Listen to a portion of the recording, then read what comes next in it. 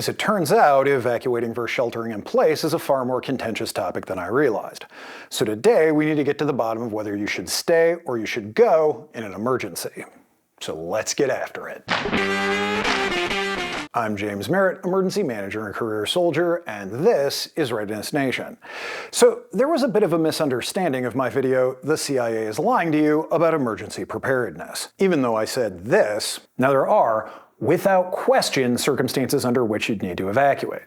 Wildfires, hurricanes, sufficiently large and nasty chemical spills or fires, or sufficiently violent civil unrest. And this: if you need to evacuate an area, public safety professionals will issue an evacuation order.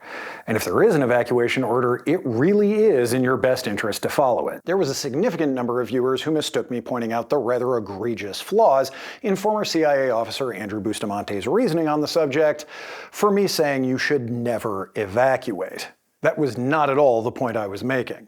If you've seen any of my videos where I talk about the phases of the individual readiness framework, you know that phases 1 and 3 are movement phases, and phases 2 and 4 are defensive phases. So I've always advocated that you need to prepare to both be able to defend in place as well as make a tactical withdrawal.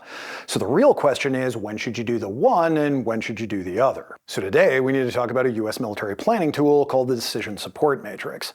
You never make your best decisions when you're under mental and physical stress, so the US military developed a system where you can do most of your thinking in advance when you have the time and the space to think clearly. JP 2-01.3 defines a decision support template as a combined intelligence and operations graphic based on the results of wargaming that depicts decision points, timelines associated with the movement of forces and the flow of the operation, and other key items of information required to execute a specific friendly course of action. The difference between the decision support template and the decision support matrix is that the template is a graphic representation of the decision points, and the matrix is a written matrix that identifies the decision points, the decision that will need to be made at each point, and the various alternatives you've developed for that decision and the associated factors that would cause you to choose each of those alternatives. So, like I said, doing most of your thinking in advance of your operation so that you're not trying to do complex analysis on the fly. In my book, I walk you through developing a decision support matrix for each phase of your operation. But when talking about whether you should stay or go in an emergency, we're mostly looking at the considerations from phase 2 of the individual readiness framework. But we'll also need to talk about your very first decision point in phase 1. Phase 1 is your initial reaction at the point of incident to get off the X. In most cases, this means evacuating back to your house. But for a few incident types, it requires sheltering in place on the spot. So that very first decision that you need to make in any emergency when you're away from your house is, should you make a break for it or do you need to stay put? In the instance of tornadoes, you always need to move to the sturdiest immediately available shelter. Once there, you need to get as interior and low as you can and stay there until the storm passes. For reference, cars, sheds, and other outbuildings are not sturdy shelter. If you can't get into a basement or a cellar, you at least need to be in a room with no windows of a building anchored to a solid slab foundation. But the point here is that in the instance of tornadoes, you need to shelter in place on the spot. The same holds true if you're in the vicinity of a nuclear blast but survive the initial explosion. You'll need to shelter in place, again, as low and interior as you can for the first 24 hours. Now, you really want to shelter in a proper fallout shelter with a sealed door and a CBRN-capable air filtration system for the first 2 weeks after a nuclear blast to really make sure the worst of it's behind you. But if that's not available, sheltering as low and interior as you can in whatever building you're in for the first 24 hours will shield you as much as possible while 90% of the fallout goes through its decay cycle. If you're able to shelter for 48 hours, about 99% of it will have cleared. So 90 and 99% sounds really good, but understand that even at 1% residual fallout, you're still going to soak up enough rads that you'll die of cancer a decade earlier than you would have without this exposure. And at 10%, it's a couple of decades early. But this is far better than if you tried to evacuate immediately after the blast, in which case you'd absorb enough radiation that you'd die from radiation poisoning in the next few days to weeks, depending on the exact dosage. The third example is an active shooter. Now, this one is split based on your proximity to the shooter. Current DHS guidance on reacting to an active shooter incident is summed up with the phrase run, hide, fight. This is to say that if you have a covered and concealed route out of harm's way, your best course of action is to run. But if trying to run would expose you to the shooter's fire, then you're better served to hide and prepare to fight if the shooter finds you. But for the most part, with the rest of the emergency types, you'll want to evacuate at least out of the area, if not evacuate all the way back to your house. But once at your house, we get to the big question. When do you need to abandon it? This is where the decision support matrix for phase 2 comes in. If you haven't seen my other videos where I discuss this, Phase 2 is the phase where you shelter or defend in place at your primary location, i.e., your house. So the first series of decision points are all about raising and lowering your security and CBRN protective postures. The second series of decision points are all about when to initiate your Phase 3 movement, which is either a tactical withdrawal to your secondary location or a simple evacuation. For the decision points to initiate Phase 3 movement, there are some that are straightforward and there are others that'll be up to your own judgment.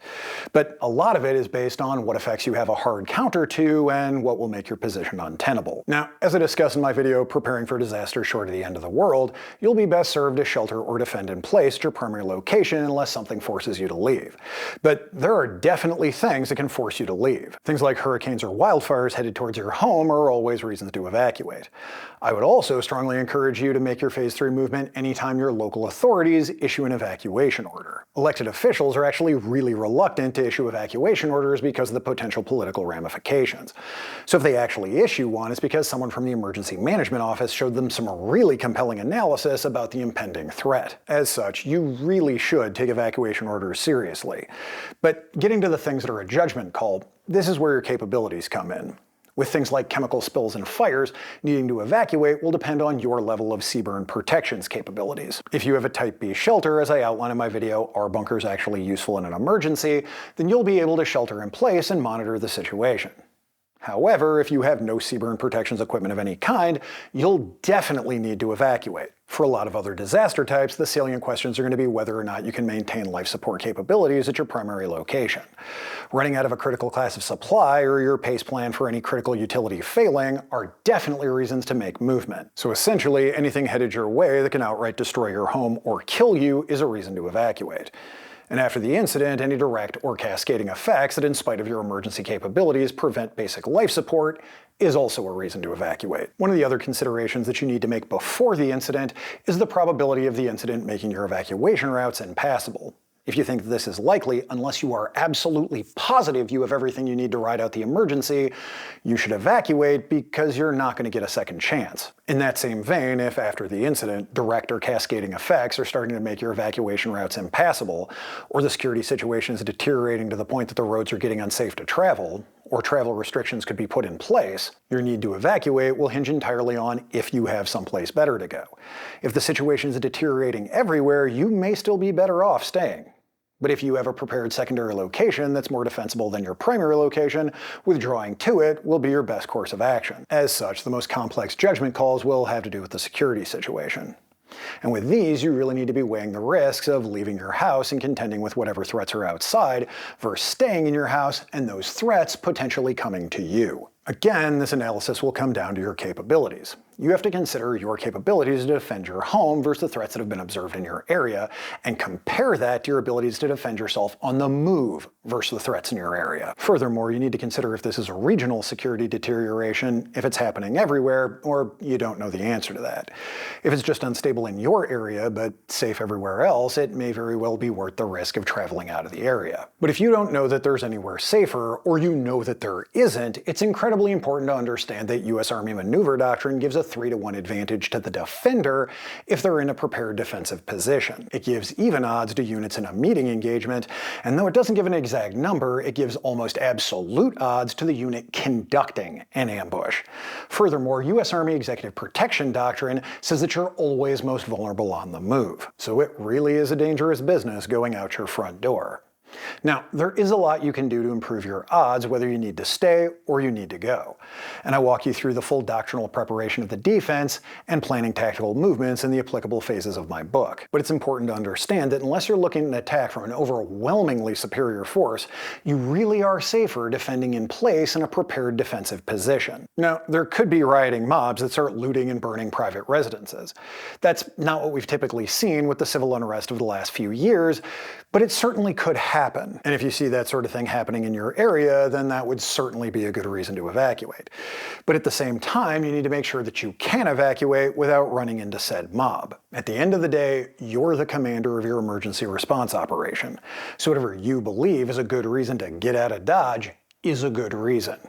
If you have low emergency response capabilities in general, or you just have low emergency response capabilities at your primary location because your analysis says that your primary location will be untenable, and that in all emergencies you just need to make movement to your secondary location, then leaving is your best course of action. But on the other hand, if you have formidable response capabilities at your primary location, and/or it's your only location, and you're not absolutely positive there's a safer place for you to go, defending in place at your primary location will be your best course of action until something pushes you off of it. So in conclusion, it's never always the right answer to stay or to go.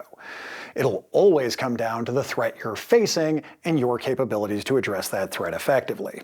Sometimes the best answer will be to stay, and sometimes you'll need to go. But that's going to be it for me. So if you found this information useful, give me the old controlled pair on the like and subscribe buttons. And if you found this information useful enough that you want to buy me a beer about it, there's a link to my Patreon and Subscribe Star in the description. So until next time, this is James Merritt for Readiness Nation, reminding you to always be the master of your fate and the captain of your soul.